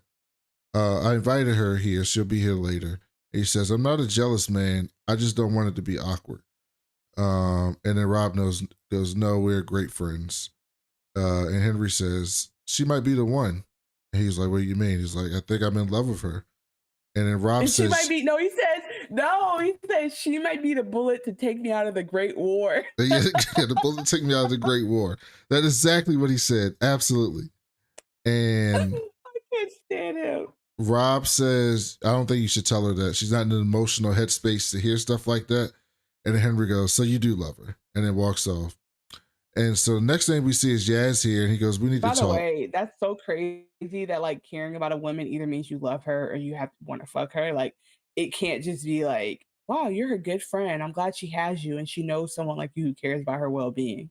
That's like not even an option for this man. And Yaz comes in and is like, hey, we need to talk about your employee. And at this point, Henry's fucked up, right? Who knows how many lines and shots he's had at this point. And he's like, why do we need to talk? Like, this is bullshit. And she's like, this is an abuse of power. And Henry says, everyone I fuck is an abuse of power. I can only fuck down. Who can I fuck? Hillary Clinton, Kamala Harris. And then he says, those aren't my tempo, baby. Like Austin Powers. And I laughed so hard. Those aren't my tempo. He just, first of all, to name check Hillary Clinton and Kamala Harris so casually. And then like, I'm not saying he's not like in this fictional world at that level, but it's like, there's so many women, there's just so many unmarried women he skipped. It's just mind blowing that they like. That's the only thing that I feel like an American wrote, because I was like, why of all the 2 people would you like? And then I started thinking about him, the scandal of Hillary leaving Bill for Henry Musk. Like it's just ridiculous. It's just ridiculous. That would be actually pretty fucking funny. And so he says, he's like, I'm joking.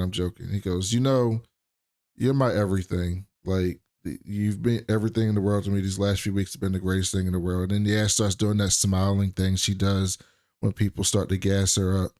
And then Henry says, I love how vulnerable you make me feel, like this morning when you pissed on me.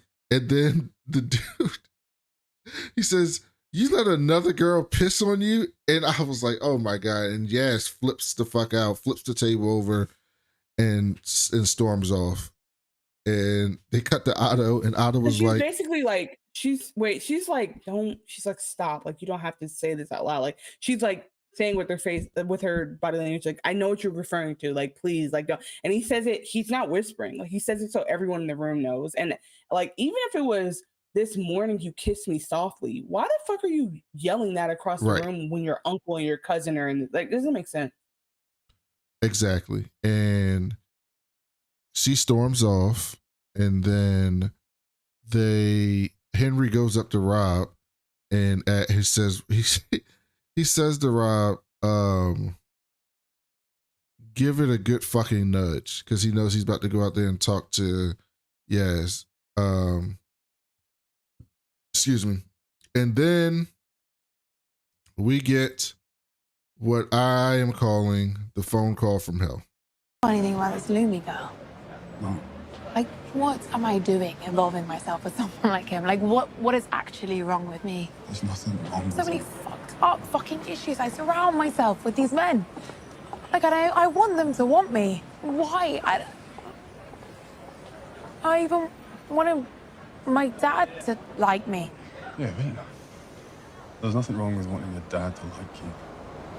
God, I spent years trying to get my mum's approval. Go ahead. The way she said it is how I think she meant it, and not the way that Robert interpreted it. And it's kind of how I told you, like, that scene for me was like when he was attacking her on the boat, it was very incestuous. It was like it didn't matter if he didn't actually sexually assault her. Like, that was like, if he didn't like grape her, that was actually sexual assault at the same time, right? And so it's like they have such an icky, like, it literally is called, it's considered to be emotional incest, like, even whether or not there's actually like molestation happening, by the way. So like, I do feel like that's the kind of relationship they had. Like, they had an incestuous relationship, even if Yasmin was thinking about it that way or not. It's like, they just gross me out so much to think about. I mean, presentation, honey.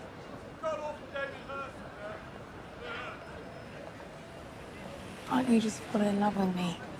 It would make everything so much easier. You start playing gospel music in the background. The show is insane.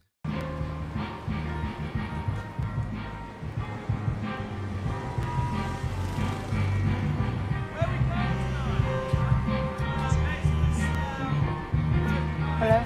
Yeah, it's Denise. Are you somewhere private? Is everything okay? Are you somewhere private? What's wrong? Okay, I'd rather not do this over the phone, but I thought speed was quite important, given how quickly it might get out. They found a body. It's most likely your father. Yes, do you need me to come to you? I'm gonna, Yes. I'll call you later.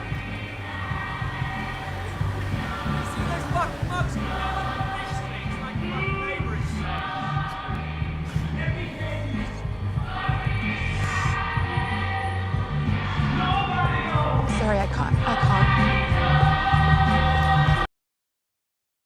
And then we get that scene. Chanel, what'd you think? And then we get the scene that you're gonna go to the. What do I think about this, or what do I think about the last scene that we? The didn't scene talk I about just yet? played, the one I just played. Oh, we knew he was dead. I think we knew he was dead. Like, I think there were some people that were like, "Oh, he's on the run," maybe, but like, the way that she was, Actually, maybe I didn't know he was dead. I think that it seemed like very equally like he was dead and equally like he was on the run. But the way that she was operating was kind of like he was on the run. Like she's like, why are they coming after me? I can't do anything about it. They should go after him. But then we also know something happened on the boat because Jasmine and Harper like are very close as a result of it. They were already close, like they're close. And let's see. Oh, sorry, before I forget, the "you should fall in love with me" thing is so fucking annoying because like I know Yasmin's grown and changed, but like this is just a relationship that doesn't need to be romantic for even if it's just because they're both equally fucked up in their own ways and like they need to just learn how to be there for each other like as friends the way they have continued to be. Like there's no world in which they are a healthy couple or a worthwhile couple. Like I don't ship them, I don't stand them, I don't want to see them on Love Island together. None of it. I don't like this. Rob comes back and he's clearly fucked up from this conversation, and he immediately goes in and takes another line. And Henry says, "I got a surprise for you later. I'm gonna take you somewhere special." Then we see Rob fucked up in the car. And Henry says, "You know, you gotta think about your intention." He tells Rob, "You look like a TM Lewin wanker. Put this t-shirt on." He puts the t-shirt on. They go to this outdoor retreat and they're about to do like an ayahuasca ceremony type thing. And Rob goes into a dream state. And so in his dream, I wrote this stuff down. He sees, he's at Pierpoint getting his shoes shined. He's got a Pierpoint vest on. He says he sees the dude who killed himself in the bathroom from season 1. He walks onto the floor. There's like this Hari, dude. I think. Hari, yeah. There's this dude in white, shoe shine mane. Then on the video, it's like video on all the screens on the floor, like stuff from his life, like different moments that we've seen in the show of Rob doing crazy things happening to him. And then they have like the scroll, like where you would see like the stock exchange stuff. It just keeps saying, "Eat it, eat it, eat it." Thinking about what happened with him and Yasmin. Then he looks up on the balcony and Eric's up there looking down at him. Eric gives him the Undertaker throat slash. Like, "You're out of here, buddy." And then then they cut to the flat, his flat, and he sees the leak in the ceiling again. And then Nicole shows up and she's just standing there like this yellow dress staring at him. And then she starts pissing. And then the piss gets more and more. Then it comes out like a fucking waterfall. And then Yeah, by the way, I think that imagery was kind of like Nicole was like a mother to him.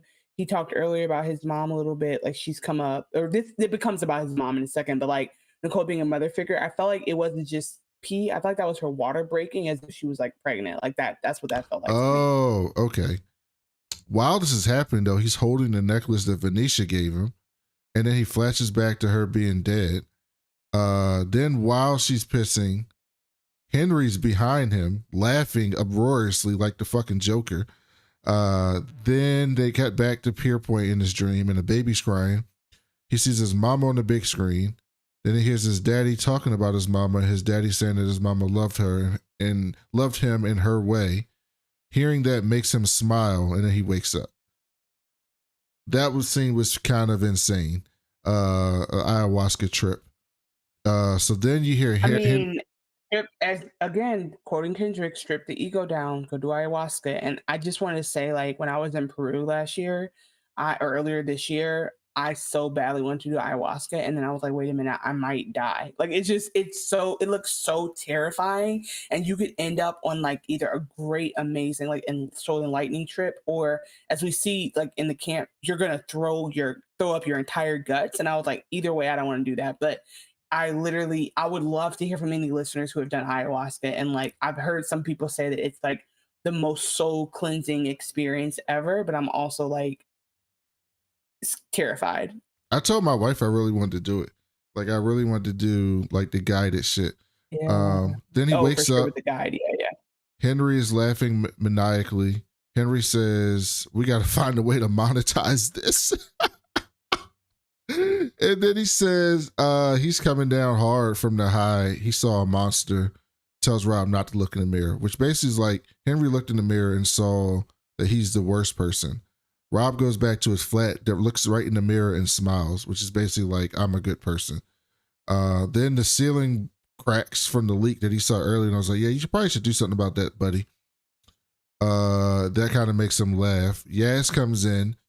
She's been out all night just like him. She's still a little fucked up. She gets a message from Henry. Wait, doesn't the roof cave in? That's what I just said. Yeah. The leak. Yeah, I thought you said that, but I heard crack. But like it. Yeah. Okay. Sorry. I literally heard you say like the mirror crack, not the roof crack. Yes. I just like, was that not crazy? Like the whole thing fell in from above, and you just like, okay, yeah, okay. I was just like, am I? I was like, am I on ayahuasca? This is crazy. Keep going. You probably was on something. She gets. You are from Detroit, so you know what that means. Okay. All right. Okay. Literal Baltimore, where they made the show about selling crack. That's right. Selling it. Selling it. Please move on. She gets a message from Henry, and it says that you and I are deeply connected. She said, it says, you are deeply connected to my purpose. And it's like a picture of like a city. And then she puts on this shirt that says humans are capital, this sweatshirt, and says, and knocks on the door and asks if she can come lay with Rob. And then we get this scene to end the show. What time is it? I don't know. Where have you been? I ended up in some members club. Sat at the bar for a bit, getting fucked up. Got some guys to buy me about 8 Negronis. And then when they left, they realized that I wasn't a paying member anymore. So they asked me to leave. And I came home. Sorry I left you with them. I think I'm gonna sell the house. How did you afford this place in the first place? Clement. You lent me £500,000 in as well. I guess it doesn't really matter where the money comes from. I think it does. I think I'm finally beginning to see that.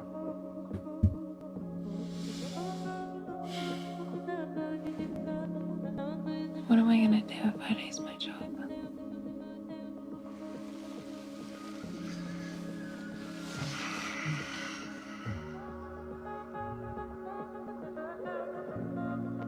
Henry will look after you. This is such a tender moment. But he's a cunt. Yeah, he's your type.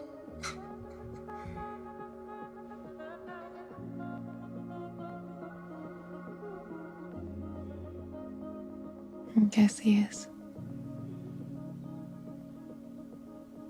My fate is predetermined. Yeah.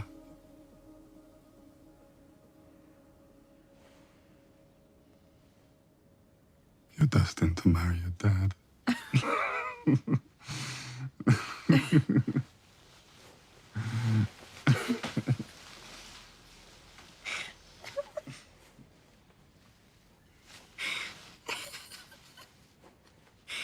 That would be impossible because I killed him.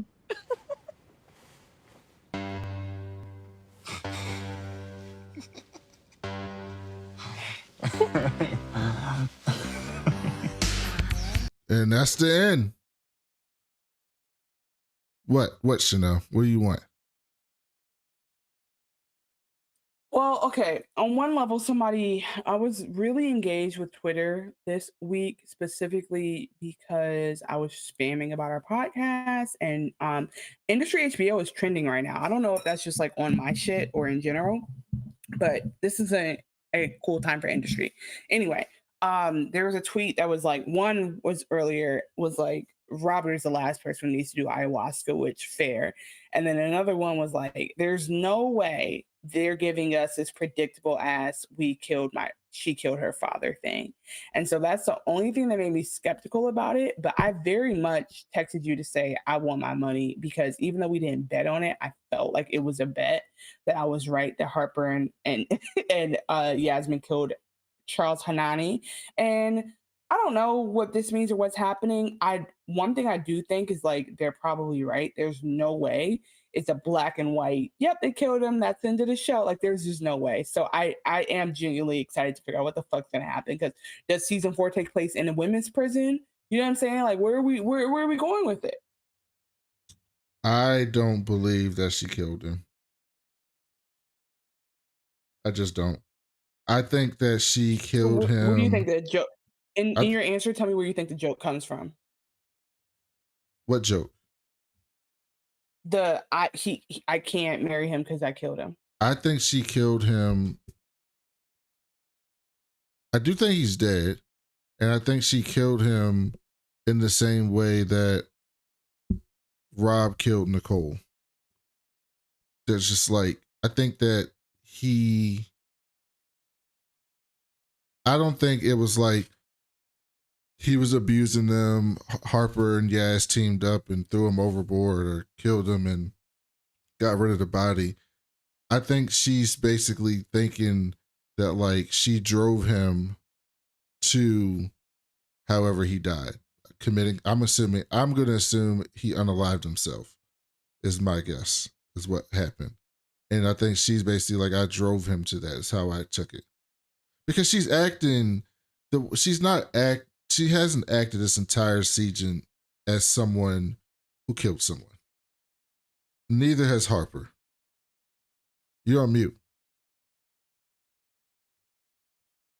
But has she not done that in the sense that like these finance people are not real people? Like they live and interact on a level that like normal people don't.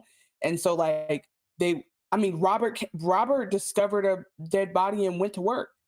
Yeah, but he was clearly acting as somebody that was fucked up. And when he got to work, he broke down crying and was just like in a horrible place. Yeah, I just feel like Yasmin is somebody I could see Yasmin killing her father and being like, and like just packing up and putting it away. Harper though, I think like I think Harper's also. I think you call Harper a sociopath. Yeah, no, yourself. Harper could absolutely do that. 100%, Harper could do that. If there's two characters that could do it, I think that would be it, right? I think Eric would be losing his shit. But Yaz has never been good at hiding her emotions. Wait, can we go? But I think she's gotten better at it because like she's been dealing with her dad shit and she has not cried. But wait, I just have a question. So because now it's just something else. So if Rishi killed somebody, do you think it would become clear? Or you think he would go to the grave? Yes, because Rishi is a maniac. He would be going. Okay. He'd be going ape shit. You think he'd be going ape shit? Oh, you like, but it would be indirect. It would be about something else. Yeah, he'd be like on a million. He would just be on a million. Yeah. Okay. I think Anuraj would turn himself in. I think Sweet Pea would become like a famous influencer, like an Anna Delvey type for having murdered somebody. And I think that who else? I guess those are the main characters. Otto has killed someone. Let's be clear. Otto has hunted humans. Like Otto has an island somewhere where people are blinking twice. So I think Otto's running Squid Games. I think that correct. Like casually, like that is literally when they were sitting in that room, that is where the side panel opens up and there's a big giant screen and they're watching like Ready, Set, Go or red light, green light. Like that's where the guy was coming. Also, by the way, not interested in season 2. I don't know what happened to me, but I'm kind of over it. But yeah. Anyway, I am intrigued. I think you're probably right. There's probably a third, just like a couple times this episode we've talked about like third or fourth options for things. I would love for them to give me some shit I never thought of. I love a great twist. Like at this point, people play around so much with like misdirection. Like just misdirect the fuck out of me, confuse me, spin me around, flip me upside down, smack me on the ass and send me on my way. Like I just want this season to just go somewhere that we don't see it going. And it reminds me of like, this is so random. This is like, if you know anything about this show, you understand the way I am about TV. One of my favorite shows is like a younger teen was Veronica Mars. And the reason, did you ever watch that? No, Right. of course not. First of all, that's a show I would make you go back and rewatch with me. If we ever people talk about Game of Thrones, that's a waste. That's a waste of time to go back and rewatch. Everyone's watching that. We would go back and rewatch Veronica Mars. But anyway, what I love about that show, talking about burning through plot, it's the only other show I know where like they start the first episode, the pilot, with this murder, and like episode 7, that shit's solved, and 2 new murders have popped up. Like shit that you just didn't see happening is gonna happen, and like that's what I remember loving that, and I can't believe it. That's a show that like did like 2 or 3 seasons on the CW, I think. Warner Brothers CW went away, came back for a fan-funded movie that I bought on iTunes. So fans funded a movie to come back with Kirsten Bell and everybody else. And then a Hulu season came back as adults to tell the story and ended on a cliffhanger. And I, to this day, am waiting on the next season. So anyway, if you are at all also interested in Veronica Mars, let us know, because I just feel like that's a show we should go back and recap. Anyway, I'm talking about too many things. That was the episode. It was a great episode. I think it was like insane places that they're going here. I don't even want to know what's happening. I just love every week I wake up and I feel like I literally have amnesia and I don't remember what happened last week, because there's so much happening this week that it doesn't matter what happened last week. Like maybe it ties in, maybe it doesn't. This show is taking us on a ride for sure. Yeah, thank you all for listening. We usually like to keep this at 90 minutes. We went a little long this week, but that's not a problem if you stuck with us. Thank you for sticking with us. Remember, leave us a 5-star review. Skip the first 30 where we talked about non-industry stuff if you want to. Yeah, absolutely. But don't skip it, because we love hearing what Chanel talks about. You can leave us a review at Apple Podcasts or Spotify. You can send us an email at wewasdragonspod@gmail.com. And you can subscribe and like to us at YouTube at We Was Watching Podcast. We'll be back next week for episode 6 of season 3 of Industry. Thank you for listening. Thank you for all the new listeners who checking out our show, who we are definitely see and we appreciate. And we'll talk to y'all next week. Chanel. Buy the dip, short the VIX, fuck Bitcoin, and